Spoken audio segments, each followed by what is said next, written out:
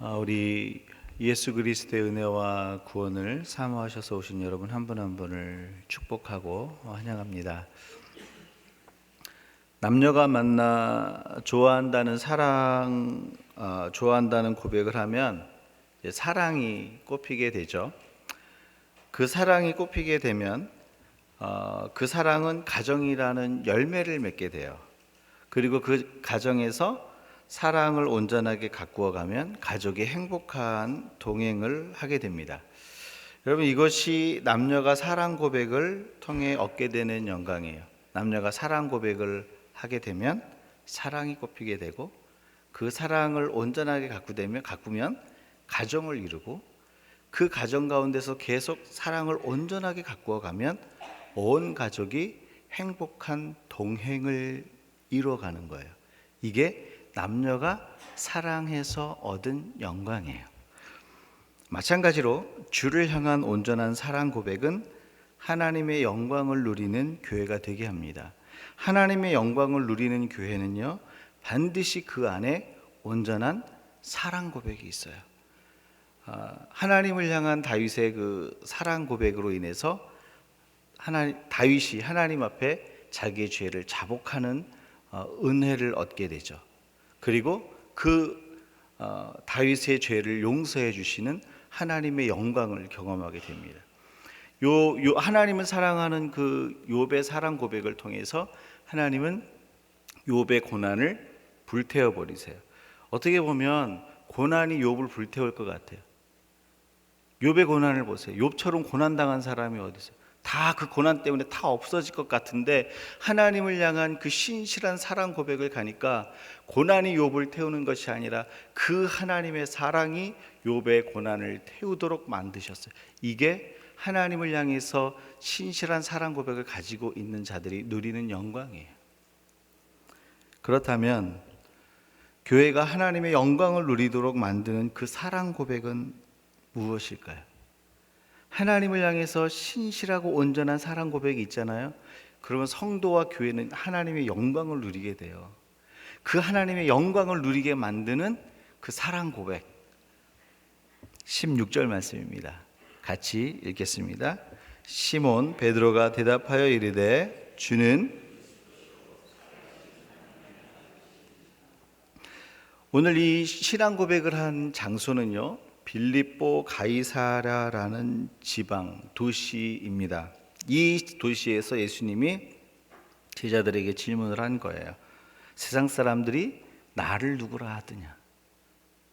너희는 나를 누구라 하느냐? 라고 이 빌립보 가이사랴라는 지방에서 이 질문을 하세요.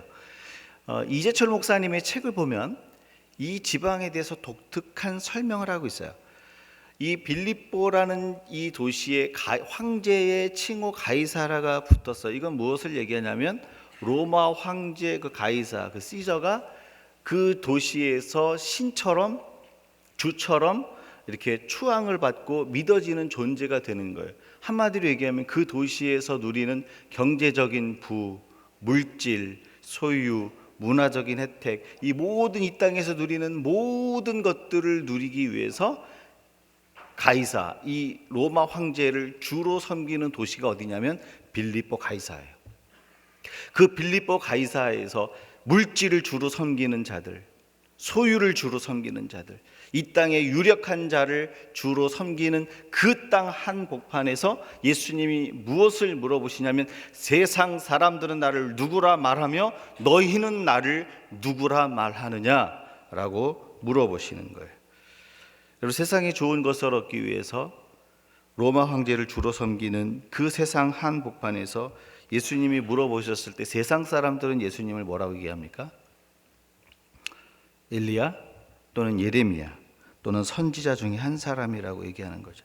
세상의 것을 얻기 위해서 세상을 쫓아가고 세상의 유력한 자들을 주로 신으로 섬기는 자들의 고백 안에는요, 예수에 대한 온전한 사랑 고백을 할 수가 없는 거예요. 단순히 선지자로, 단순히 성자로.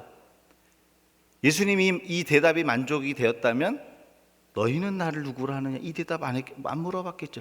이 대답 아니라는 거. 이거 하나님이 원하시는 사랑 고백 아니라는 거죠. 이 사랑 고백 가지고는, 이 고백 가지고는 하나님의 영광을 보는 교회가 될 수가 없어요. 주는 선지자 중에 한 명일걸요? 주는 성인일걸요?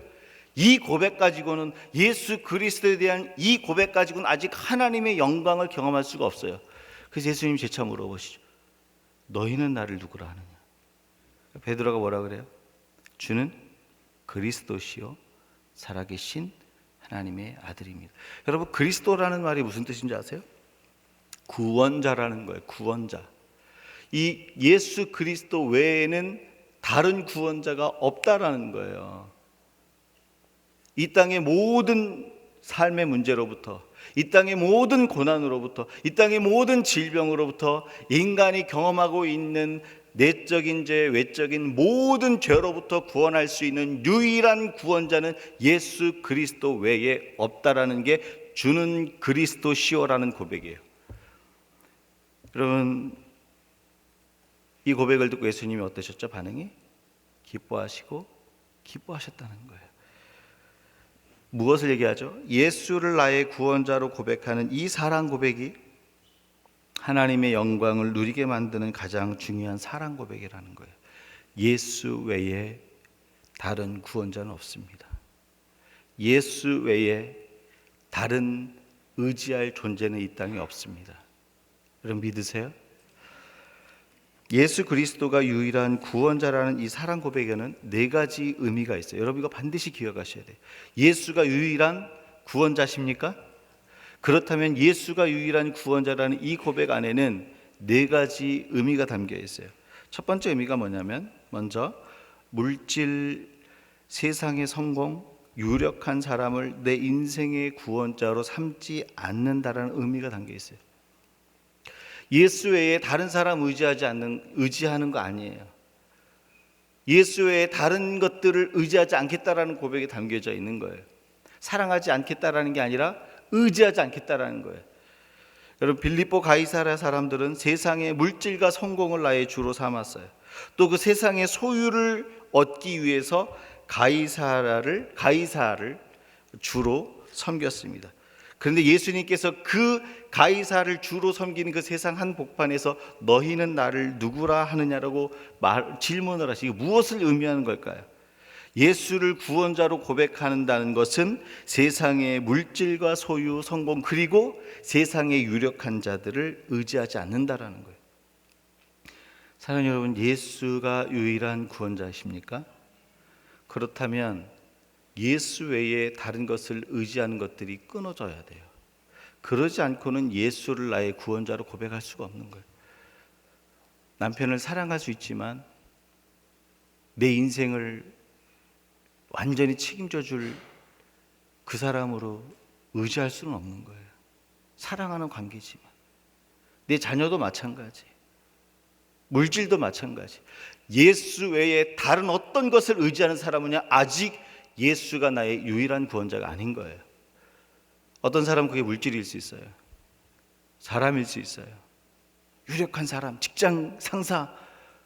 저 직장 상사만 잡으면 내가 이렇게 샥 하고 올라갈 것 같은데, 천만의 말씀이에요. 사람 붙들고 올라가면요, 사람 때문에 떨어지는 날도 있는 거예요. 두 번째, 예수를 구주로 고백한다는 것의 두 번째 의미는 인간이 만들어 놓은 윤리와 도덕을 구원의 근거로 삼지 않는다는 의미가 있어요. 여러분, 이거는 인간의 윤리와 도덕을 무시한다라는 말이 아니에요. 인간의 도덕과 윤리도 누구로부터 나왔습니까? 하나님으로부터 나왔어요. 그런데 오늘 빌립보 가이사라라는 도시 사람들은 세상의 좋은 것을 얻기 위해서 로마 황제의 그 법과 그 도덕과 윤리를 구원의 근거로 삼아요. 이거 무너지면 내가 죽거든요. 때문에 예수 그리스도를 구주로 고백한다는 것은 인간의 윤리와 도덕을 구원의 근거로 삼지 않는다는 거예요. 이거 다른 말로 얘기하면 인간 편에서 시작된 구원을 받아들이지 않는 거예요. 여러분, 저와 여러분 안에는 내 편에서 시작된 구원을 끊임없이 갈망해요. 하나님으로부터 시작된 구원이 아니라 나로부터 시작된 구원, 내가 무엇인가를 해야 되고 하지 않아야 되는, 이거 여러분 굉장히 중요합니다. 이런 시도를 끊어내는 것이 저와 여러분의 평생 죽을 때까지 싸움이에요. 만일 윤리와 도덕을 지켜서 착하고 좋은 사람이 되는 것으로 구원이 가능하다면 예수는 필요 없습니다. 저와 여러분 이렇게 예배 드리는 거 있잖아요. 저와 여러분처럼 불쌍한 인생이 없는 거예요. 만약에 착한 사람이 되는 것으로, 도덕을 지키는 것으로, 윤리를 지키는 것으로 구원을 얻는 것이 가능하다면 여러분 예배 안 드려도 돼요. 예수 안 믿어도 돼요. 왜요? 예수가 필요 없으니까. 인간이 세워놓은 그 기준의 윤리와 도덕을 지켜서 구원을 받는다면 예수가 왜 필요합니까?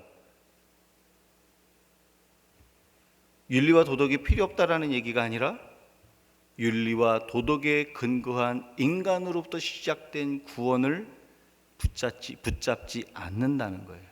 그게 예수를 유일한 구원자로 고백하는 자의 두 번째 의미예요. 세 번째 의미는, 예수를 구주로 고백한다는 세 번째 의미는 율법을 통해서 구원을 받을 수 없다라는 거예요. 인간은 율법을 통해서 구원을 받을 수 없습니다. 여러분, 유대인이었던 베드로는요, 이미 하나님의 율법을 소유했어요. 그렇죠? 그 율법을 소유했음에도 불구하고 베드로가 뭐라고 그랬냐면, 주는 그리스도시요 살아계신 하나님의 아들입니다. 예수님 외에는 구원자가 없다는 거예요. 율법을 소유했음에도. 이거 무슨 얘기예요? 율법으로는 구원이 안 되니까 주님 한 분 외에는 구원이 없습니다를 얘기하는 거예요. 이것도 율법이 필요 없다라는 얘기가 아니에요. 율법을 100% 지킬 수 없는 인간의 한계를 얘기하는 거예요. 인간이 100% 율법을 지켜서 하나님을 만족시킬 수 있다면 구원을 받을 수 있지만 불가능하잖아요. 여러분, 우리가 부모로부터 안 배워도 탐심이 일어나고 누구를 때리고 싶은 마음이 생기고 분노가 생기지 않습니까? 저만 그런가요? 여러분, 아기가 딱 태어났어요. 그럼 부모가 이런 부모가 있어요. 너 화가 나거든 화산같이 분노를 폭발해라. 너 손해를 받거든 가서 뒤통수를 세게 한번 때려라. 이렇게 가르치는 분 계시면 손 한번 들어보세요. 아무리 악한 부모도요, 부모에게는요, 너 도둑질하면 안 된다, 너 거짓말하면 안 된다. 그런데요, 이렇게 가르치잖아요. 그런데 사람은 자기도 모르게 불리하면 거짓말하고, 자기가 힘들면 분노를 폭발하잖아요. 제가 이거 확실하게 경험한 적이 있어요. 언제냐면 저희 둘째 아들이 태어난 둘째 날, 큰 아들이 들어왔습니다. 그 엄마 옆에 생전 보도 듣도 못한 어떤 아이가 딱 누워 있는 거예요. 자기가 누워 있어야 되는데 생전 보지 못한 애가 딱 누워 있으니까 우리 큰 아이가 딱 가서 제일 처음에 한 게 뭔지 아세요? 저희 큰 아들이 손이 두꺼비 손같이 커요. 그게 2살이 넘은 아이가 이제 막 태어난 이틀 된 애를 딱 얼굴을 보자마자 이 손으로 얼굴을 그냥 내리치는 거예요. 그 둘째 아는요, 세상이 이렇구나 라고 태어나자마자 세상이 쉬운 게 아니구나. 누가 가르쳐 줬죠? 제가 때리라고 얘기하지 않았어요. 근데 큰 아이 마음속에는 내가 보지도 못한 애가 내가 있어야 될 그 자리에 엄마 옆에 그 아이가 누워있는 거예요. 그러니까 화가 나서 그냥 갖다 패대기를 치는 거죠. 뭘 얘기하는 건지 아세요? 사람은요, 선을 행하고 싶으나 선을 행할 수 없고 죄를 이기고 싶으나 죄를 이길 수 없어요. 율법을 완전히 지킬 수가 없어요. 이것은 무엇을 얘기했냐면, 율법을 하나님께서 우리 가운데 주셨으나 그것이 필요 없다는 것이 아니라 율법을 지키는 것으로는 구원을 얻을 수 없다라는 이야기를 예수님께서 말씀하시는 거예요. 마지막 네 번째로, 예수 그리스도를 유일한 구원자로 고백한다는 네 번째 의미는요, 죄인을 사랑하시기 위해 예수님이 먼저 죄인을 찾아오셨다는 거예요. 예수를 유일한 구원자로 고백한다라는 것은 이 의미가 있어요. 여러분, 구원자라는 그 말, 그리스도라는 말은 구원자라는 의미가 있다고 그랬잖아요. 구원자는 기다립니까? 보통 찾아갑니까? 찾아간단 말이에요. 죄인을 찾아오신 유일한 구원자, 예수님께서 죄인을 먼저 찾아오셨다라는 거예요. 찾아오셔서 뭘 하셨어요? 예수님, 하나님이 원하시는 율법을 100% 순종하셨어요.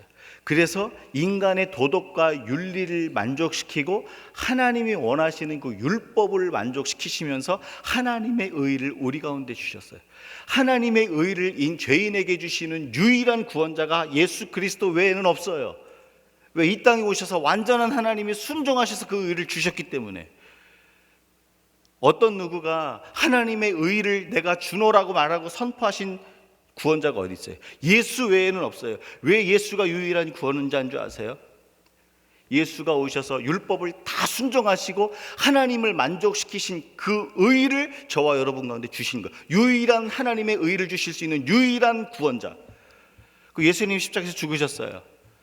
죽으시고 그 예수를 믿는 자들에게 무엇을 약속하셨냐면, 내가 십자가에서 죽었으나 나를 믿는 자는 나와 함께 십자가에서 죽은 자로 인정을 해주는 거예요. 그래서 죄값을 치른 존재로 인정해 주는 거예요. 이 땅 가운데서 죄값을 치러주신 유일한 구원자 예수밖에 없어요. 누가 내 죄를 죄값을 치르기 위해서 십자가 나 대신 죽은 그 구원자가 어디 있습니까? 하나님이 이 땅에 오셔서 죄 대신 십자가에서 죽으셨어요. 그럼 무엇을 얘기합니까? 죄값을 치렀다는 거예요. 내가 주님과 함께 십자가에서 죽은 존재가 된 거예요. 함께 죄가 사해진 거예요. 예수님 부활하셨어요. 믿는 자에게 부활의 생명을 주시고요, 어떤 고난, 어떤 환난, 어떤 죽음을 통과할지라도 그 부활의 생명에 붙들려 있는 존재로 부활의 생명을 주신 유일한 존재가 예수 그리스도라는 거예요. 예수 그리스도가 유일한 구원자라는 건 뭐냐면요, 하나님의 의를 줄 수 있는 유일한 분이시고, 죄값을 치러주신 유일한 분이시고, 영원한 생명을 주실 수 있는 유일한 분이시라는 이 선언이 있는 거예요. 유일한 구원자라는 말에는 그래서 앞에서 얘기했던 세 가지를 부인을 하셔야 돼요. 주님, 세상의 소유와 성공과 세상의 유력한 자들을 의지하지 않겠습니다. 인간의 윤리와 도덕을 구원의 근거로 삼지 않겠습니다. 율법을 구원의 근거로 삼지 않겠습니다. 하나님의 의를 주실 수 있는 유일한 구원자, 죄값을 치르신 유일한 구원자, 생명을 주실 수 있는 유일한 구원자는 예수 외에 없습니다. 이거 고백하는 게 예수를 유일한 구원자로 고백하는 거예요. 여러분 믿으십니까? 이 예수를 유일한 구원자로 고백하면 교회와 성도가 영광을 누려요. 그 교회와 성도가 누리는 영광이 무엇인지 오늘 본문이 말씀하고 있어요. 17절 말씀에 보니까 이렇게 돼 있어요. 시몬아, 같이 한번 읽어볼까요? 시몬아, 이것을 내게 알게 한 이는 혈육이 아니요 하나님이시. 예수가 유일한 구원자, 주는 그리스도시오라는 이 사실, 이것을 알게 한 것은 누가 아니라고요? 혈육이 아니라는 거예요. 인간의 이성과 인간의 생각과 인간의 철학과 인간의 가치가 아니라는 거예요. 이건 뭐냐면 인간으로부터 시작된 구원이 아니라는 거예요. 하나님이 주시는 구원은 인간으로부터 시작된 구원이 아니라 혈육이 아니요 누구라 그랬어요? 하나님이시라. 하나님이 열어주셨고 하나님이 알게 하셨다라는 거예요. 하나님으로부터 시작된 구원을 네가 깨달았구나, 이걸 얘기하는 거예요. 하나님으로부터 시작된 구원을 깨닫는 것이 교회의 영광이에요. 예수 그리스도를 유일한 구원자로 그 사랑 고백을 하는 자들에게 주시는 하나님의 영광은 하나님으로부터 시작된 구원을 보는 거예요. 이 땅에 수많은 사람이 하나님의 구원에 이르지 못하는 중요한 이유 중에 한 가지는 뭐냐면 인간으로부터 시작된 구원을 찾아가기 때문에 그 구원을 못 발견하는 거예요. 인간으로부터 시작된 구원, 교회 안에도 너무 많아요. 사랑하는 여러분, 예수를 유일한 구원자로 고백하는 이 신앙과 사랑 고백 안에는 어떤 영광이 있냐면 하나님으로부터 시작된 구원. 여러분, 청춘 남녀가 있는데 막 짝사랑을 하고 있어요. 나는 감히 저 사람에게 넘볼 수도 없는 것 같아. 근데 그 사람이 딱 찾아와서 나 너 좋아해. 여러분, 이게 쉽겠습니까? 짝사랑하는데 넘보지 못하는데 내가 먼저 가려고 하는데 막 애를 쓰는데 안 되는 거, 어떤 게 편한 것 같으세요? 어떤 게, 나는 짝사랑하고 있는데 그 사람이 착 사랑한다고 찾아왔어. 그럼 어떤 사랑이 완전하게 이어지겠냐라는 거예요. 사랑을 안 해보셨나 보죠? 여러분, 하나님의 구원은 예수 그리스도께서 이 땅에 오셨다는 것은 하나님이 주시는 구원은 나로부터 시작된 구원이 아니라 하나님으로부터 시작된 구원이에요. 이걸 믿음으로 받아들이는 게 저와 여러분이 해야 될 사랑 고백이에요. 따라서 예수를 유일한 구원자로 고백하는 교회와 성도가 누리는 영광은 하나님으로부터 시작된 구원을 보는 거예요. 여러분, 하나님으로부터 시작된 구원을 보면요, 그 영혼이 자유하는 거예요. 이제 내 영은 자유해. 내가 주의 거룩한 이름을 높이며 찬양하리, 경배하리. 하나님으로부터 시작된 구원이 내 안에 있습니까? 나로부터 시작된 구원이 있습니까? 여러분, 여기서 저와 여러분이 기도할 제목 여기 있는 거예요. 주님, 저도 알기 원합니다. 주님, 예수를 유일한 구원자로 고백할 때 하나님으로부터 시작된 구원이 내게 임하게 하여 주옵소서. 하나님으로부터 시작된 구원, 하나님으로부터 시작된 구원, 하나님으로부터 시작된 구원이 저와 여러분을 살게 만들고 노래하게 만들고 자유하게 만들어요. 하나님부터 시작된 구원이 있습니까? 약할 때 강함 되시네라는 찬양 아세요? 약할 때 강함 되시네 나의 보배가 되신 주. 이 노래를 작사 작곡한 사람이 데니스 저니건이라는 사람이에요. 이 사람은 동성연애로 아주 오랜 기간 동안 고통당했던 사람입니다. 이 사람은 크리스찬 가정에서 태어났어요. 그런데 게이의 삶을 살면서 그 고통스러운 삶을 막 자살하면서 마감하고 싶었고 그 죄의 고통 가운데서 헤매던 사람이에요. 어릴 때부터 하나님이 주신 특별한 은사가 있었는데 이 사람은요, 음악을 딱 들으면요, 그거를 피아노로 바로 연주할 수 있는 사람이었어요. 특별한 은사를 주신 거죠. 그러니까 이 하나님이 주신 이 특별한 은사를 제대로 사용했다면 얼마나 놀라운 일이 벌어졌겠어요. 근데 5살 때 남자 화장실에 들어갔을 때에 남자에게 성추행을 당합니다. 그때부터 계속 사탄의 속삭임과 유혹을 거절할 수 없는 거예요. 청소년 때는요, 나는 태어날 때부터 동성애자로 태어났어. 동성애와 싸우지 않고 동성애를 포용할 거야. 이런 고백에 이르게 돼요. 거기에는 중요한 한 결정적인 역할을 한 사람이 있었는데 그 지역에 아주 명성이 높은 한 목회자를 찾아갔는데 그 목회자가 동성연애자였어요.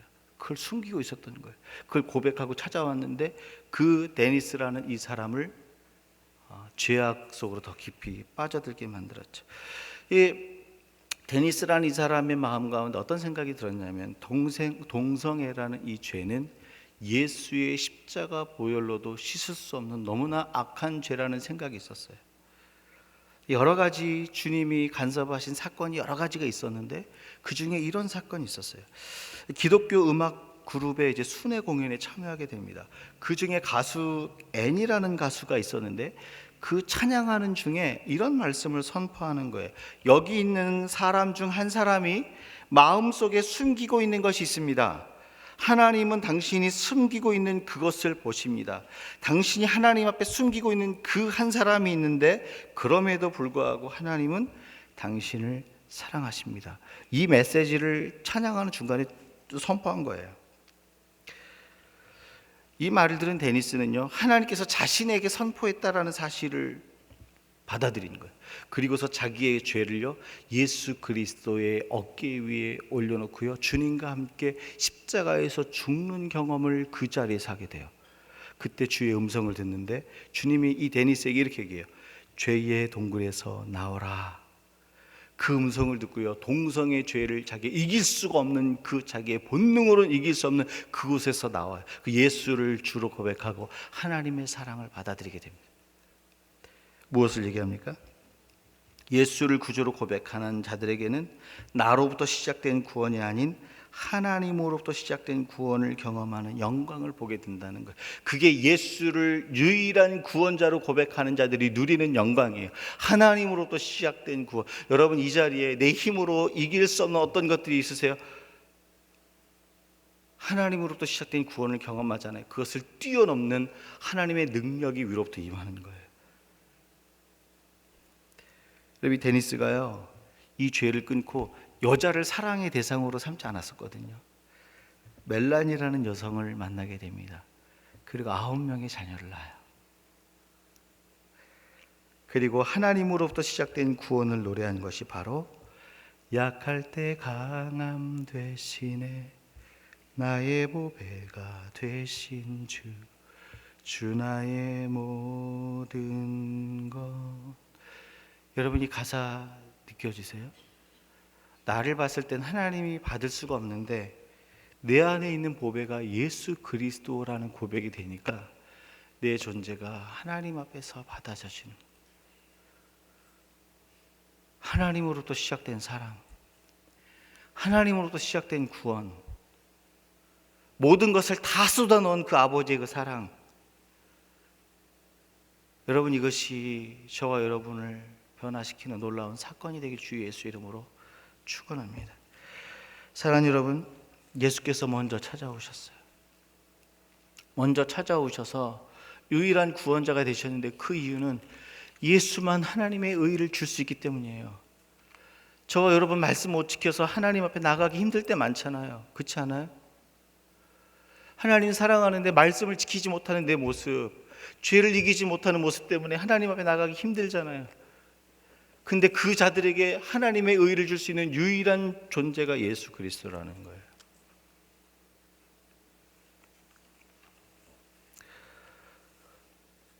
하나님으로부터 시작된 구원이 저와 여러분이 누리는 구원이 되기를 주 예수 이름으로 축원합니다. 마지막이에요. 교회가 하나님의 영광을 누리도록 만드는 두 번째 사랑 고백이 있어요. 첫 번째 사랑 고백이 뭐였어요? 예수가 유일한 구원자라는 거예요. 이 사랑 고백이 하나님의 영광을 보게 해요. 하나님으로부터 시작된 영광, 구원의 영광. 두 번째 사랑 고백이 뭡니까? 18절입니다. 18절 말씀 같이 읽습니다. 또 내가 내게 이르노니 너는 베드로라 음부의 권세가 이기지 못하리라. 예수님을 유일한 구원자로 고백한 베드로에게 예수님이 뭐라고 말씀하고 계세요?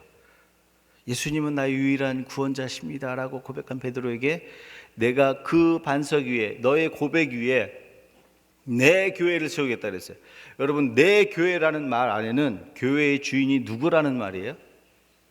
예수님이에요. 지금 예수님께서요 베드로에게 두 가지 고백을 듣게 하셨는데, 첫 번째는 예수 그리스도가 유일한 구원자라는 거예요. 예수 그리스도가 유일한 구원자라는 고백을 하는 그 베드로에게 두 번째 가르치심을 주시는데, 그 교회의 주인은 나다라는 거예요. 예수 그리스도라는 거예요. 교회의 주인은 담임 목사가 아닙니다. 기억하셔야 돼요. 교회의 주인은 이 땅에 어떤 누구도 아니고 교회의 주인은 오직 예수 그리스도 외에는 없어요. 그래서 그 말씀 앞에만 저와 여러분은 순종해야 돼요. 만약에 목회자가 그 교회의 주인이 되려고 하거든 여러분 금식하고 기도하셔야 돼요. 목회자가 예수의 제자를 만들지 않고 자기 목사의 제자를 만들려고 하거든 그 목사를 위해서 금식 기도하셔야 돼요. 교회의 주인은 예수 그리스도 외에 없습니다. 여러분, 예수를 유일한 구원자로 고백하고 교회의 주인은 예수 그리스도라는 이 신앙 고백을 가르치고 난 뒤에 예수님이 선포하신 하나님의 영광이 있는데, 그게 뭐냐면 음부의 권세가 교회를 이기지 못하리라. 이게 교회가 누리는 하나님의 영광이에요. 여러분, 교회의 주인이 예수 그리스도라는 사랑 고백하는 자들에게 음부의 권세가 이기지 못하는 하나님의 영광을 주십니다. 여러분, 교회를 사단이 공격할 수 있어요. 교회를 음부의 권세가 흔들 수는 있어요. 그러나 하나님께서 그 교회에게 주신 영광은 뭐냐면 음부의 권세를 누르고 이기게 하시고 승리하게 하시는 게 하나님이 교회에게 주신 영광이에요. 저와 여러분이 삶 가운데 나타날 영광이 믿으십니까? 따라서 예수 그리스도가 교회의 주인이 되신다는 사랑 고백을 통해 사단의 권세를 이기는 하나님의 영광을 누리게 하세요. 이게 저와 여러분의 삶의 현장 가운데 있어야 될 노래예요. 여러분, 사단이 조금 기도하려고 그러면, 조금 믿은 대로 살려고 그러면 건강을 막 흔들린다거나 아니면 막 사업을 흔든다거나 관계를 흔든다거나 고난을 준다거나 환난을 준다 그랬을 때 사단과 그 음부의 권세가 저와 여러분을, 교회를 흔들 수는 있어요. 그러나 기억하십시오. 교회의 주인이 예수 그리스도라는 이 사랑 고백이 있는 사람들은요, 음부의 권세가 결코 성도와 교회를 이길 수 없습니다. 여러분, 이 사실을 잘 말해주는 말씀이 하나 있는데 사도행전 16장이에요. 사도행전 16장에 가면 이런 사건이 있어요. 바울과 실라가 아시아에서 계속 복음을 전하기 원하는데 예수의 영이 이걸 허락하지 않는 거예요. 마케도니아 사람이 환상 가운데 나타나서 건너와서 우리를 도우려는 거예요. 이 마케도니아는 유럽의 첫 관문이에요. 그래서 이 환상을 보고 그대로 그 순종해서 마케도니아의 첫 성 빌립보에 들어갑니다. 그러니까 바울과 실라는요, 예수 그리스도를 주로 그 교회의 주인으로 섬기는 삶의 모습을 그대로 가져간 거죠. 빌립보에 딱 도착했는데 어떤 일이 벌어지죠? 빌립보 도착했는데요, 그 귀신 들린 여자 있잖아요. 귀신 들린 여자 본 적 있어요? 물론 귀신 들린 남자도 있습니다. 귀신 들린 여자 본 적 있으세요? 전 본 적 있어요. 키가 요만한데요, 남자 4명이 붙은데도 더 힘이 세요. 그 귀신 들린 여자가 바울이 복음을 전하는 데마다 쫓아다니면서 괴롭게 하는 거예요. 복음을 못 전하게 하는 거예요. 그게 바울이 어떻게 해요? 나사렛 예수 이름으로 명하노니 귀신아 나갈지어다. 귀신이 나가요. 이 일로 말미암아 이 바울과 실라가 빌립보 감옥에 갇히게 되죠. 여러분, 이게 사단이 교회를 흔들고 성도를 흔드는 한 가지 방법이에요. 사단이 뭘 생각하고 있냐면, 지금 유럽의 첫 관문, 그리고 유럽의 첫 번째 교회를 개척하고 그 교회를 개척하고 성장시키려고 하는 이 시도를요, 사단이 방해하고 싶은 거예요. 두렵게 만들고 이 일을 진행하지 못하게 만들고 싶은 거예요. 그래서 감옥에 집어넣습니다. 그러면 두려워하고 내가 하나님 말씀 쫓아왔는데 왜 이렇게 이런 일이 벌어진, 낙심해서 힘들어서 거기 감옥에 갇혀서 그냥 처박혀 있게끔 하려고 사단이 그렇게 공격을 했는데, 여러분, 사도 바울이 그렇게 하진 않았어요. 그죠? 여러분, 사단이 그렇게 공격을 한 이유가 있어요. 빌립보서 4장 15절 이하에 보면요, 2가지 이유가 먼저 나오는데, 첫 번째는 빌립보 성에서 개척교회를 하고 그 교회를 성장시켜 난 뒤 그 다음 교회가 어디냐면 데살로니가 교회예요. 그런데 빌립보서 4장 15절 이하에 보면 데살로니가 교회에 가서 전도하고 교회를 개척하려고 할 때 빌립보 교회에서 2번에 걸쳐서 선교 헌금을 지원을 합니다. 다른 일 하지 말고 이곳에 복음의 문을 여시고 개척하시고 복음을 전하는 일에만 힘써 달라고 선교헌금을 보내면서 그 일에 힘쓰게 만들어요. 그러니까 여러분이 빌립보 교회는요, 유럽의 개척교회를, 각 도시마다 개척교회를 여는데 아주 핵심적인 역할을 하는 교회였어요. 또 한 가지는 그 뒤에 사건을 보면 이 빌립보서를 어디에 썼습니까? 로마 감옥에서, 로마에서 갇힐 때 썼단 말이에요. 그런데 그 뒤에 보면 어떤 기록이 있냐면 에바브로 디도편에 선교 헌금을 보내요. 이 로마 교회에서 이태를 갇혀 있는데 그때 생활비를 이 빌립보 교회가 선교 헌금을 보내면서 온종일 온전히 복음만 전할 수 있도록 그 선교 사업에 힘쓰도록 그 전초기지한 역할이 어디냐면 빌립보 교회예요. 또 한 군데 증거가 있어요. 고린도후서 8장에 보면 이런 일이 있어요. 빌립보 교회가 무슨 이유인지 모르겠는데 극심한 가난에 처해집니다. 원래는 거기는요, 기업가들이 있어서 극심한 가난에 처할 교회가 아니에요. 근데 극심한 가난에 처해지는데 이 극심한 가난 가운데 있는 빌립보 교회가 다른 교회의 본이 되도록, 가난한 성도들을 섬길 수 있는 구제 헌금을 다른 교회 본이 되도록 섬겼다고 고린도후서 8장의 기록이 쫙 돼 있어요.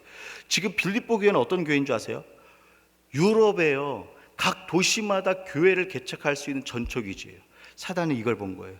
이 빌립보 교회가 개척되면 유럽의 복음화가 편만하게 이루어지니까 이것을 무너뜨려야 되는 거예요. 사단은 이것을 보고서요, 핍박을 합니다. 음부의 권세가 교회와 성도의 목줄을 쥐고 흔드는 거죠. 그때 어떻게 했어요? 바울과 실라가 찬양을 해요. 너 이러면 죽겠지 하고서 오히려 흔들었던 그곳, 그 감옥에 있던 간수가 오히려 예수를 믿고 그 가문과 가정이 예수를 믿고 빌립보 교회의 개척교회의 멤버가 되고 그 교회를 성장시킵니다. 여러분, 지금 이거 무엇을 얘기하는 거죠?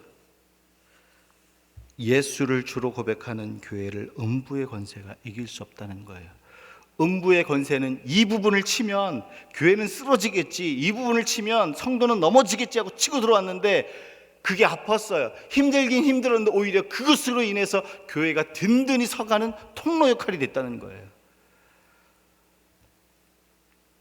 사랑하는 여러분, 혹시 오늘 여러분의 인생길 가운데 믿음의 열심을 내는데 나를 낙심시키고자 하는 어떤 말, 믿음의 열심과 기도를 하는데 음부의 권세가 내 건강을 붙들고, 음부의 권세가 내 삶을 붙들고, 비즈니스를 붙들고, 음부의 권세가 혹시 어떤 부분을 치고 들어옵니까?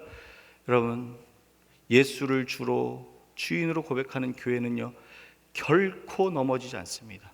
그 음부의 권세를 이기는 그 영광을 주는 게 교회가 갖고 있는 하나님이 주시는 영광이에요. 마지막 성경에서 무엇을 얘기하냐면 이 음부의 권세를 오히려 교회가 깨부시고 승리하는 도구를 하나 주셨어요. 그게 뭔지 아세요? 오늘 본문 말씀에 그게 천국 열쇠예요. 열쇠는 무엇을 위해 사용합니까? 문을 열기 위해서 쓰죠. 그러면 천국 열쇠는 무엇을 위해서 쓰는 걸까요? 목사님, 저 천국에 안 들어가 봤는데요. 천국 열쇠는요, 이 땅 가운데 사는 성도들이 지금 오늘 내 삶의 현장에서 하나님의 나라를 열라고 주신 도구예요. 그래서 예수 그리스도를 이 교회에 주로 고백하는 그 교회들에게 음부의 권세가 이기지 못하도록 우리에게 승리의 영광을 주셨는데, 그 승리의 영광의 도구가 천국 열쇠예요. 이 천국 열쇠를 열어서 하나님의 나라가 우리 삶 가운데 펼쳐지잖아요. 한마디로 표현하면 하나님의 나라는 하나님의 통치와 다스림이 있는 곳이에요. 하나님의 통치와 다스림이 있으니까 그 음부의 권세들이 물러가는 거예요. 여러분, 바울과 실라 보세요. 감옥에 갇혔어요. 음부의 권세가 막 죽으라고 막 목을 죄입니다. 그때 어떻게 합니까? 천국 열쇠를 쓰죠. 어떻게 해요? 찬송하고 기도합니다. 찬송합시다. 여러분, 찬송하다 막 울음이 터져 본 적 있으세요? 찬송하다 영광의 하나님을 만나본 적 있으세요? 그때가 하나님의 나라와 통치가 임한 그때예요. 기도하다가 하나님의 영광 때문에 내 몸을 추스리지 못하는 그런 경험해 본 적이 있어요. 내가 통치하겠다라는 주의 메시지와 음성을 들은 적이 있으십니까? 주의 감동을 경험해 본 적이 있으세요? 사도 바울은요, 쇠사슬에 매여 있고 감옥에 갇혔는데요, 천국 열쇠를 사용한 거예요. 어떻게 해요? 하나님의 이름을 높입니다. 감사로 제사를 드립니다. 기도하며 주님의 임재를 간구합니다. 하나님이 임재하셨어요. 통치하셨죠? 하나님의 나라가 열린 거죠. 여러분, 음부의 권세가 떠나간 거예요. 더 이상 바울과 실라를 붙잡을 수가 없었어요. 사랑하는 여러분, 저와 여러분 가운데는 음부의 권세를 이길 수 있는 천국 열쇠가 있다는 사실을 기억하셔야 돼요. 성경이 얘기하고 있어요. 땅에서 매인 자, 천국 열쇠를 사용하는 데 지혜가 없고 그것에 닫혀 있는 자는 하늘에서도 닫혀 있을 것이요, 천국 열쇠를 사용하는 데 지혜가 있으며 이것을 사용하는 데 열려 있는 자는 하늘에서도 열리리라. 천국 열쇠는요, 소망하고 사용하는 자들에게 열리는 거예요. 여러분에게, 저와 여러분에게 천국 열쇠가 있다는 사실 기억하십니까? 천국 열쇠는 죽을 때 쓰는 게 아니에요. 믿으세요? 천국 열쇠는 지금, 오늘 내 삶의 현장에 음부의 권세가 나를 목재고 오는 그 순간에 천국 열쇠를 쓰시는 거예요. 이 은혜와 영광이 저와 여러분 가운데 있을 수 있기를 주 예수의 이름으로 축원합니다. 오늘 말씀을 기억하면서 우리 좀 찬양할게요.